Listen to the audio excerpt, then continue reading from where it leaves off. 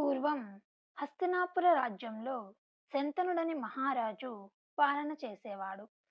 అతనికి గంగాదేవితో గంగాధరుడనే కుమారుడు జన్మించాడు. అతడు చిన్న వయసులోనే ధర్మబోధనలో, విద్యల్లో నైపుణ్యం సంపాదించాడు. ఒకరోజు శంతనుడు నదీ తీరంలో సంచరిస్తూ సత్యవతి అనే అపరూప సుందరిని చూసి ప్రేమలో పడిపోయాడు. కానీ ఆమె తండ్రి రాజుకు ఒక షరతు ఉంది.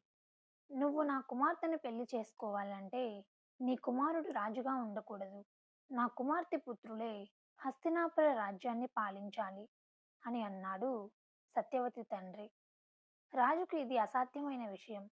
కానీ భీష్ముడు తన తండ్రి ప్రేమ కోసం తన సింహాసనాన్ని త్యజించాడు.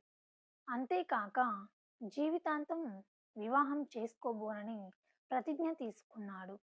ఆ ప్రతిజ్ఞే భీష్మ ప్రతిజ్ఞగా ప్రసిద్ధి చెందింది. ఈ త్యాగం కారణంగా దేవతలు ఆయనకు వరం ఇచ్చారు. నీవు మరణాన్ని స్వయంగా నిర్ణయించుకోగలవు అని వరమిచ్చారు. ఆయన అద్భుతమైన యోధుడిగా మారాడు. మహాభారత యుద్ధంలో కూడా తన ప్రతిజ్ఞను నిలబెట్టుకుని చివరిదాకా తన కర్తవ్యాన్ని నెరవేర్చాడు. మహాభారత యుద్ధంలో భీష్ముడు కౌరవుల పక్షాన నిలిచి యుద్ధం చేశాడు. అతను ఒక అసాధ్యమైన యోధుడు. అతనిని ఓడించడానికి పాండవులు కూడా తన గురువు నుండి ప్రత్యేక శిక్షణ తీసుకోవాల్సి వచ్చింది. కృష్ణుడు శిఖండిని అనే యోధుడి ద్వారా భీష్మునిపై బాణవర్షం కురిపించాడు. కానీ భీష్ముడు మరణించలేదు.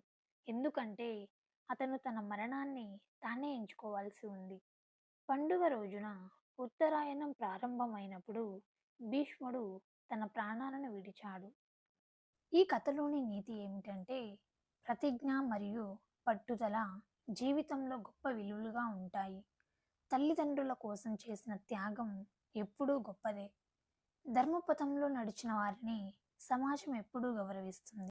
ఇలాంటి మరెన్నో ఆసక్తికరమైన కథల కోసం మన ఛానల్ ద్వారా నోటిఫికేషన్ పొందడానికి ఇప్పుడే మన ఛానల్ని లైక్ చేయండి, షేర్ చేయండి, కామెంట్ చేయండి అండ్ సబ్స్క్రైబ్ చేయండి.